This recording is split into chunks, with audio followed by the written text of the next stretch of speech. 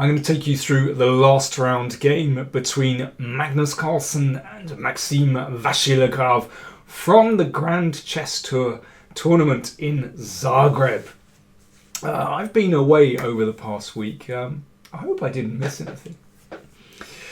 Well, even I wasn't so far away that I wasn't aware of what was going on in this tournament. And of course, Magnus Carlsen went into this last round game with a half-point lead over Wesley So.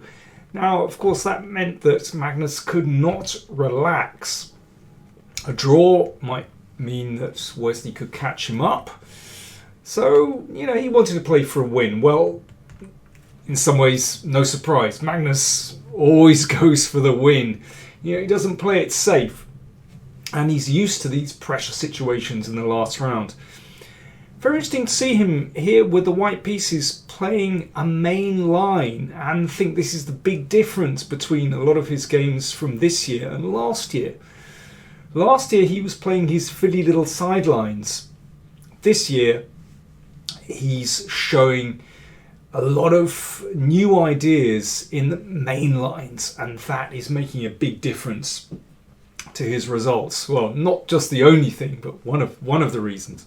So he's taking on Maxime's Grunfeld. Maxime, of course, known to be one of the greatest exponents of the Grunfeld. So interesting to see Magnus, quite prepared to do that. We've seen Magnus play slightly different lines in Norway chess against this, but today, he plays another of the main lines, establishing the strong centre, and of course black hits out against that. And queen a5 puts pressure on c3, queen d2 protects.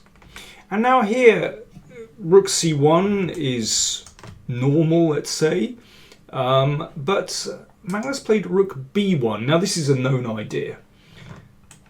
Straight away you can see there's a threat to play rook b5 and simply take the pawn on c5. And black can play a6 to prevent that. Let's just have a look. And then the crafty idea is simply to nudge back to c1, and you can claim that sometimes it's not so easy for black to develop on the queen side because the b6 square is weakened, so you can't play b6 in these endgames. Well, that's the sophisticated idea behind playing rook b1. But Vachier-Lagrave simply exchanged on d4 and then exchanged. Well, he didn't exchange on d2 yet. He castled and exchanged on, and now an exchange on a5. So the queens are off the board. And here bishop d3 is generally reckoned to be the most challenging move for black. And the idea is that, well, sometimes black wants to play b6 and bishop b7. And of course, the bishop just protects the pawn already. Bishop g4. Now this is the downside of playing bishop to d3, that this knight doesn't have the support of the bishop. So white is going to have to recapture with the pawn, but, well, it's not such a big deal, as we'll see. And here b6 has been played before, and well, it's probably a better move. I mean, white would play d5 anyway, and, well, potentially try to use that knight on d4 to hop into to c6. But instead of b6, Maxime exchanged on f3, and Carlsen described this after the game as very risky. And the reason, of course, is that white has two bishops, and as we'll see, that can be a potent force in the game. Now, Maxime played e6 here to stop this pawn rolling forward, at least for the time being. Rook d8 would transpose into an older game between Markus Rager from Austria and Emil Sutovsky from Israel. And Markus won a really nice game like this, playing bishop g5. And that this is often an upsetting move. and putting the bishop back here, and then exchanging and playing bishop c4. And already that is very uncomfortable for black. Notice once the f-pawn advances, it opens up this diagonal. Watch out for threats down here sometimes as well. Already a clear advantage to white. Now bear that in mind when we look what happened here. So instead of rook fd8, e6 played by MVL, rook fd1 to lend some support to the d pawn, and the bishop just comes back to f1. Now, yeah, just tucking out of the way, so this is defended. If black plays rook ac8 here, then in fact that pawn can advance straight away and gains a tempo, because that bishop here would attack a7. So rook ac8 already not ideal. Notice that knight stuck out on the edge of the board. Sometimes, you know, very playable in the Grunfeld if that knight manages to reach c4 or sometimes comes back to hit d4. But at the moment, that knight has problems. So anyway, b6 played. And now bishop a6. So there's the drawback of playing b6, that the bishop now controls the c8 square, obviously preventing a black rook from moving to c8, and that means that white can move over to the c file. There we go. And although black is challenging that pawn here, well, Carlsen finds a nice way to stop the threats there. Now watch what happens. Bishop g5, this is the move I pointed out earlier, and this is already very uncomfortable for black. For example, if that rook moves up to d7, sorry, that was the game continuation, rook d7, then rook c8 is already absolutely disastrous. First we'll move that rook out of the way, and bishop h6. Well, you can see the power of those bishops cutting through the position to hit the rooks and exploiting the weakness of the back rank.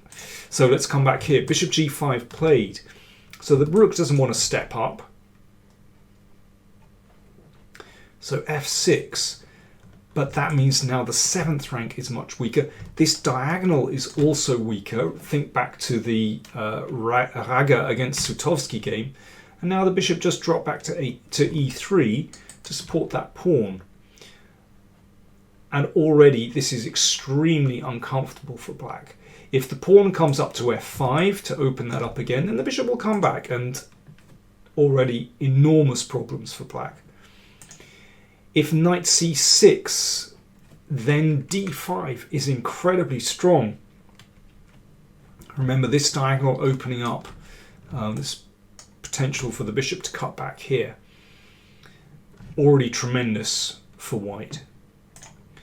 So h6 from Maxime, of course that covers the g5 square. So he wants to get in f5. Now this is really sneaky. Carlsen played bishop b5. He thought for 20 minutes over this move, and this was time well invested, because he had to be certain of how he would meet pawn to f5, opening up the bishop's diagonal. And he responded after just 1 minute with d5, and this just blows open the position.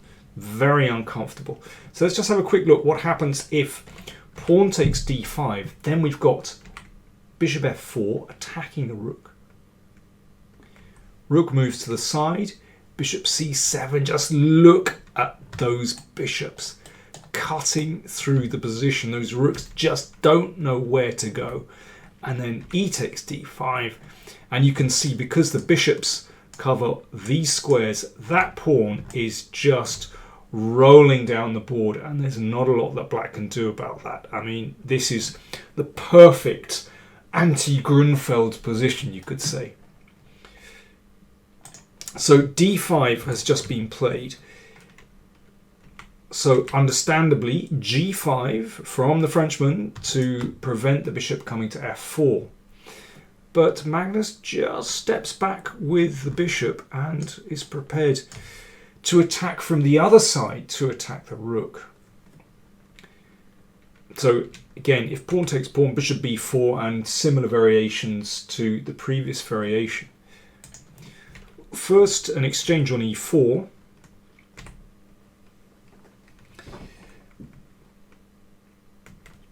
And a6. So he's hoping to deflect that bishop away, and to give his rooks a little bit more room. But basically, just Magnus isn't interested. He just nudges back, and actually doesn't change anything because that knight is still under fire here. Bishop b4. And rook goes to e6. And rook takes pawn. So the position is opening up. You can see these pawns are now weak. They don't protect each other. The king is on an open diagonal here. And the rooks are looking pretty good. White's king completely safe. Now this is one of the big differences between the two sides. Magnus can play with a clear conscience here. The king is completely safe. It's going to step up to g2 where it has no problems at all on the light square. Black is in huge trouble. And here is where Maxime made, I think, the fatal error. He could have struggled on with rook b8. This is a highly unpleasant position. But black can still fight here. It's possible to take this. But I suspect Magnus would have played with his two bishops like this instead of grabbing material. I think he would have played like this. And now either rook c7, and here white has so much play here for the pawn. You can see that knight is out of play. Or possibly in this position, e5 is also very promising with ideas of playing bishop d7. That looks very nasty. In any case, I think after rook takes rook, it really has gone, because now that pawn, it's just rolling through. Rook moved. A check. And black's king has no proper cover here on the 8th or 7th. This is the problem. Bishop attacked. That gets defended. Bishop came to e5. And now again, those bishops just cutting through into the position. Getting that bishop out of the way. It's ready just to shepherd that pawn down the board.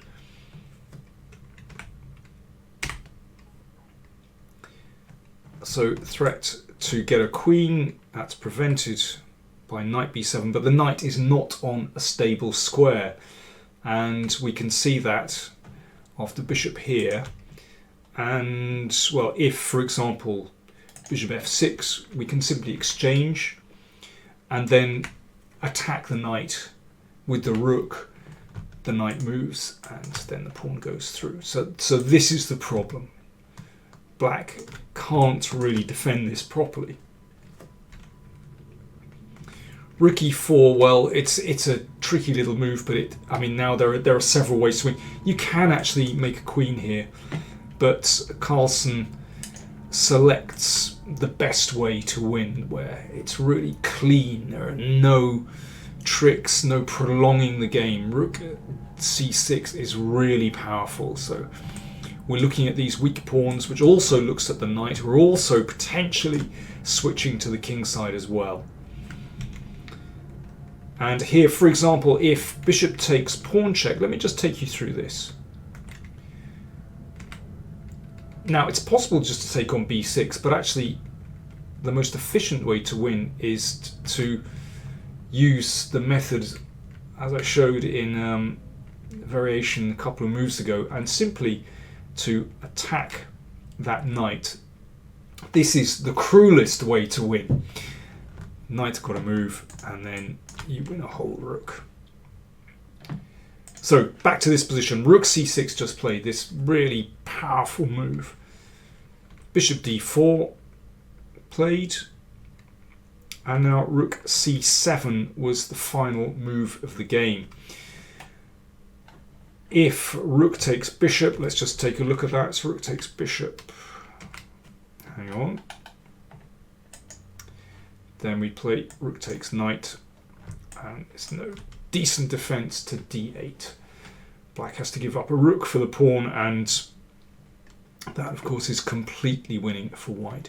Let's just go back to the final position, because I think it's somehow tells the story of this game.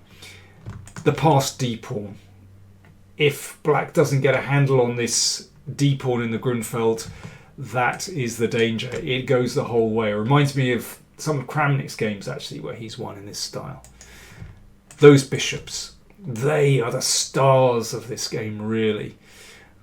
They were just brutal. And, of course, the rook on the open file, creating so many problems for black along the 7th rank. And sometimes on the back rank as well, and even cutting black on the 6th rank too. Well, this was just a crushing victory for Magnus Carlsen. And once again, we see how very strong players, arguably the greatest exponent of the Grunfeld, is just cut to pieces. It's the Magnus effect again. He's just on incredible form. So that means Magnus won the tournament with 8 points out of 11. His live rating's now 28.81. Very close to his all-time best rating of 28.82. And I think that's the 8th tournament in a row that he's won. I mean, he's having just one of these purple patches, and people are comparing him with, you know, the period when Fischer was winning all before him in the early 1970s. 1970, 1971, and when Kasparov would go from tournament to tournament, and if I might add, when Karpov also in the late 70s was also winning lots of tournaments. There are many players who've, well, correction, there are a few players who've had these incredible runs. Let's see if Magnus can sustain it, but at the moment no one can touch him. It's really impressive. Well, as I said, I've been away for a few days. I had a little break, my first little break this year, actually, so I thought it was time for one. And I'm going to be resuming my videos over the next few weeks, so I'll keep up to date with events. But I hope you've enjoyed the videos that I produced anyway, a little bit before I went away. So, thanks for watching, and do check out the round 1 game that I recorded of Magnus just before I left. And well, see you soon. Thanks for watching.